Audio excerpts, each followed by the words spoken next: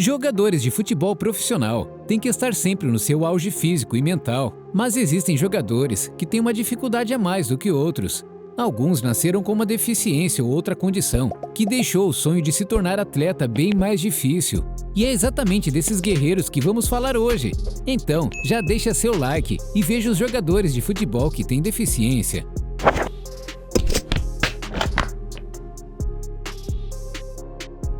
Mané Garrincha. Você já imaginou como seria jogar futebol com as pernas tortas? E não é só isso, mas também ser um dos maiores craques da história do esporte. Parece impossível, não é mesmo? Mas essa foi a realidade de um dos maiores ídolos do Brasil, Mané Garrincha, o anjo das pernas tortas. Garrincha foi um gênio da bola, capaz de driblar qualquer adversário com uma facilidade incrível. Ele encantou o mundo com suas jogadas mágicas e foi bicampeão mundial pela seleção brasileira em 1958 e 1962, mas ele tinha uma deficiência física que poderia ter impedido sua carreira. Pois é, Garrincha sofria de uma distrofia física que fazia com que suas pernas fossem tortas para o lado esquerdo. Sua perna direita era mais curta que a esquerda e também flexionada para o mesmo lado. Isso fazia com que ele tivesse dificuldades para andar e correr normalmente. Garrincha tinha um talento natural e uma alegria de viver que o faziam driblar os obstáculos da vida com a mesma maestria que driblava os zagueiros. Ele começou a jogar futebol ainda criança, nas peladas de rua de sua cidade natal, no Rio de Janeiro. Ele não se importava com as provocações dos outros meninos, só queria se divertir jogando bola. Ele chegou a fazer uma cirurgia para tentar corrigir a anormalidade das pernas, mas não teve sucesso.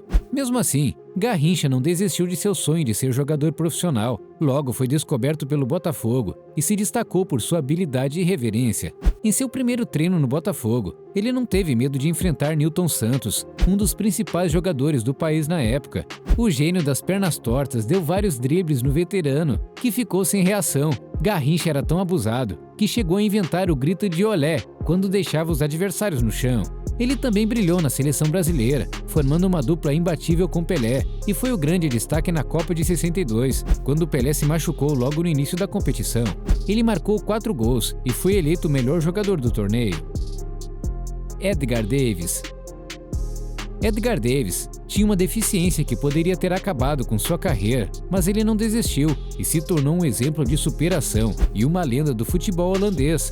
Edgar Davis nasceu em Suriname em 13 de março de 1973 e começou sua carreira no Ajax, onde jogou por 5 temporadas, conquistando vários títulos, entre eles a Liga dos Campeões da Europa, em 1995. Em 1996, ele se transferiu para o Milan, da Itália, mas não se adaptou ao clube e logo foi para a Juventus, onde se tornou um dos principais jogadores da equipe. Ele ficou 7 anos na Juventus, ganhando 3 vezes o campeonato italiano e sendo vice-campeão da Liga dos Campeões 2 vezes.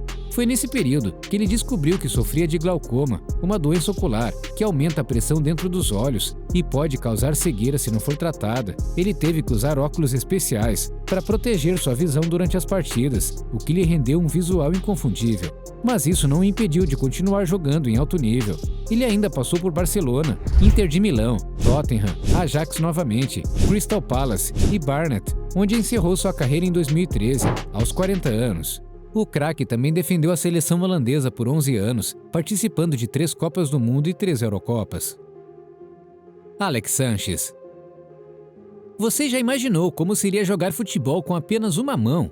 Bom, a não ser que você seja um goleiro, pode não parecer difícil, mas acredite, Alex Sanches. E não estamos falando daquele Alexis Sanches do Chile, e sim de um atacante espanhol, que teve que se esforçar muito para conseguir se tornar um jogador profissional. Ele nasceu com uma deficiência, que o fez ter apenas a mão esquerda, mas isso não o impediu de seguir o seu sonho, e em 2009, Sanches entrou para a história do futebol espanhol.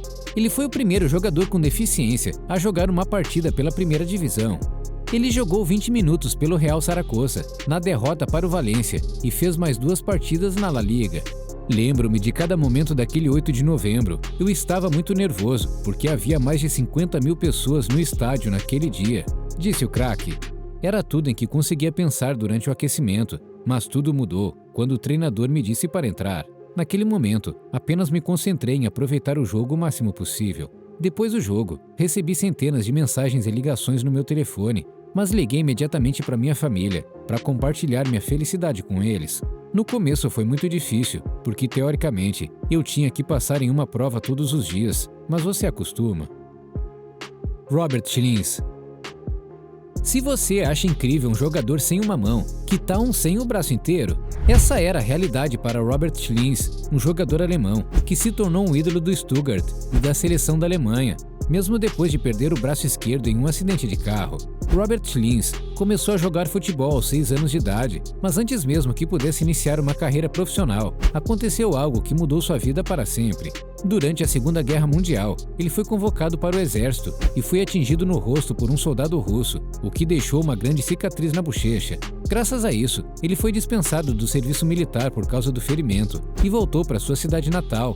Lá, ele começou a jogar como convidado pelo Stuttgart, um dos maiores clubes da Alemanha, que precisava de reforços por causa da escassez de jogadores causada pelo conflito. Só que Robert mandou tão bem que acabou se transferindo definitivamente para o Stuttgart em 1945. Mas em 14 de agosto de 1948, sua vida mudou drasticamente. Ele estava viajando de carro com alguns companheiros de equipe para uma partida da Copa da Alemanha, quando sofreu um grave acidente. Ele foi arremessado para fora do veículo e teve seu braço esquerdo esmagado por uma pedra. Ele foi levado às pressas para o hospital, mas os médicos não conseguiram salvar seu membro e tiveram que amputá-lo. Ele ficou arrasado com a perda do braço e pensou que nunca mais poderia jogar futebol, mas seu treinador o incentivou a continuar sua carreira e não desistir de seu sonho. Ele mudou a posição de Robert de centroavante para meio atacante, onde ele poderia usar mais sua visão de jogo e seus passes precisos do que sua força física. Schlins fez sua volta aos gramados em 5 de dezembro de 48, contra o Bayern de Munique. Apesar da deficiência, ele se tornou o capitão e o maestro do Stuttgart, liderando o time na conquista de 2 títulos nacionais, 2 vice-campeonatos e 2 Copas da Alemanha. Ele era conhecido por sua técnica, sua inteligência e sua determinação em campo, e também era respeitado por seus adversários, que nunca tentaram tirar vantagem de sua condição. Ele chegou a ser convocado para a seleção da Alemanha Ocidental e disputou 3 partidas, mas não foi para a Copa do Mundo, na qual a Alemanha foi campeã pela primeira vez. Ele encerrou sua carreira em 1970, aos 36 anos de idade, depois de jogar 391 jogos e marcar 143 gols pelo Stuttgart.